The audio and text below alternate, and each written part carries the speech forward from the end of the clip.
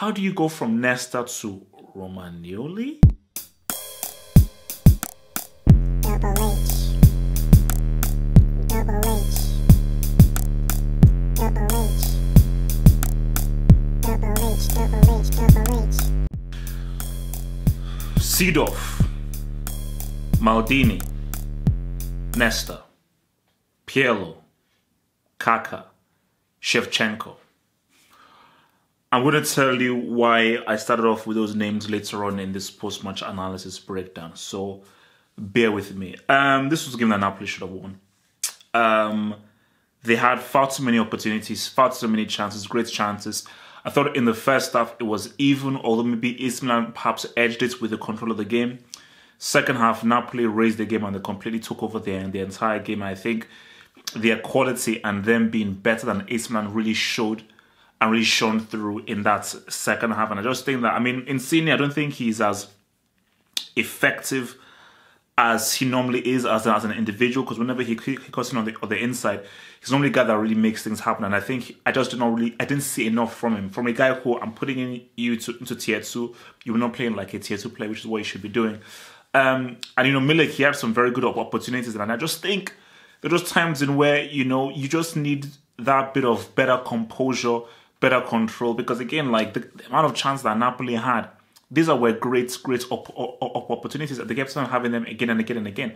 Normally gets 1 or 2 of these great chances. They had about 4 or 5 of these things, especially in the second half. So again, for Napoli, they should have really sealed the deal and done a lot better to win the game, because they had the opportunities to win the game. AC Milan. You know, when I look at AC Milan, it's personal. He says, yo, Hafa, why is it personal? I thought you were a complicated Chelsea fan. I thought you were a hardcore Nigerian, you know. I am. But AC Milan has history with me. I have history with AC Milan. I believe one of the first jerseys I ever owned was AC Milan. That was one of the worst jerseys I ever owned when I was like really, really young. One of my first idols as a player was George Weah. You know, a fellow African from the same region of Africa that I'm from, him winning World Player of the Year and just him really being a world-class, world-star player for a team like AC Milan was huge for me. So I'm sure that was the same thing for almost every guy that was in Nigeria at the time. Was like, wow, Weah, look at what he's doing for AC Milan. So there is a standard that they set. And correct me if I'm wrong, maybe I'm wrong, but correct me if I'm wrong. This is the biggest fall from grace in terms of quality ever that I can remember in the modern age. Based on what a team was and what they are right now, based on quality, not performance, just based on quality, is huge. How do you go from Shevchenko to Cutrone? How do you go from Kaká to Suso? How do you go from Seedorf to Bonaventura? How do you go from Nesta to Romagnoli? Like, AC Milan only have one potential world-class player. I believe that in 4 or 5 years' time, Donnarumma will be the best keeper in the world. He still needs to just iron out a few mistakes, but I believe that in 4 or 5 years, he'll be the next world-class player. Apart from that, AC Milan do not have a single world-class player. Paqueta is decent. He's pretty good. He ain't no Vinicius Jr. Like, Vinicius Jr. is the guy that I went like, oh, okay. That's why he went to Real Madrid. You know, so Paqueta, for me, he's definitely the best outfield player that AC Milan have. And I think you could just already see by his touch and just his wavelength and his thinking. He's definitely a guy who's playing at a high level. But I think even the commentator even alluded to it as well. There is a lack of quality in this team. And I think specifically with Cutrone, the dude is barely a tier 3 player. Like, at best, he may sneak into... You know what? At best, I don't think I can even give him an 8. I can't even make him tier 3.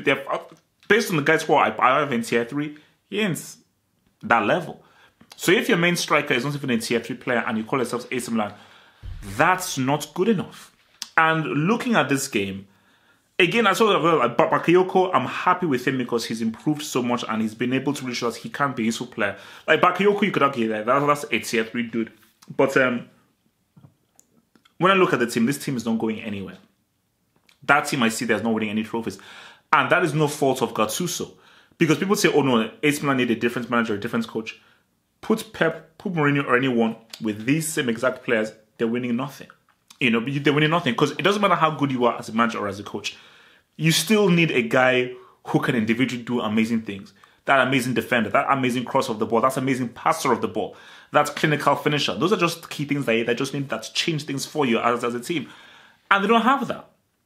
They don't have that, And but I just look at them, the team, because that's what's so for Napoli and for Ancelotti, that's why he must be pissed off because yes, they were away from home. But specifically in that second half, and Napoli for me are like what I would call, this is a good team. They've lost a lot of key guys. They've lost Cavani, Lavezzi, Higuain, Jorginho, and so forth. But even just based on their losses, I'll still call them this is a good team. And for me, there is a clear gap in quality between Napoli and AC Milan, and you saw this especially in the second half. First half, it was pretty equal, but second half, you just saw the way that Napoli were moving around the ball, the amount of pressure that they put on AC Milan, they knocked on the door. Milan had their chances. Ospina made a superb, amazing save. Koulibaly, an amazing blocking clearance. But in the second half, you saw that Napoli were clearly the better team. So that's why Ancelotti was so pissed off and he got sent off because it was like, bro, we could have sealed the deal and easily won this game. But I think I just look at AC Milan and I say to myself right now, and I think there's something that we commented on during the hangouts. That team that I see there, it's going to take a long time for them to be relevant, elite-wise. As in, that I see there is a 10-year plan, because it's one thing to bring in a guy who has a lot of money, but he still needs to attract the players. So even if Napoli could offer amazing amounts of money and everything, and they couldn't offer as much as what China have, if it's between, as of right now, in 2019, this isn't 2007 or 1999, in 2019, if it's a choice between AC Milan or Real Madrid, you go to Real Madrid. AC Milan or Barcelona, you go to Barcelona. AC Milan or Juventus, you go to Juventus. AC Milan or Bayern Munich, you go to Bayern Munich. So, AC Milan or Man City, you go to Man City. So, there is the pool that Milan had back in the day when they were Milan, and they had top players, and they were one of the biggest teams in Europe. They don't have that same pool that they have right now, because again, if I'm a young up-and-coming star player, and it's between AC Milan or Real Madrid, that's not even a choice. It's not even a choice. When I just see the states where AC Milan are, where, bro, even if I'm an amazing player, there are AC Milan need far too many players to even be competitive. As of right now, they're not actually competitive with regards to even thinking about competing for the Scudetto or competing for any of these trophies, because as long as anytime they will face Juventus, they will always lose. This team, most times, whenever they play Juventus, they will always lose. So it's just unfortunate to see a team that I grew up loving back in the 90s, early 2000s, but specifically in the 90s when I was younger, just to see the fall from grace, man. I mean, it is, I told you, Cutrone.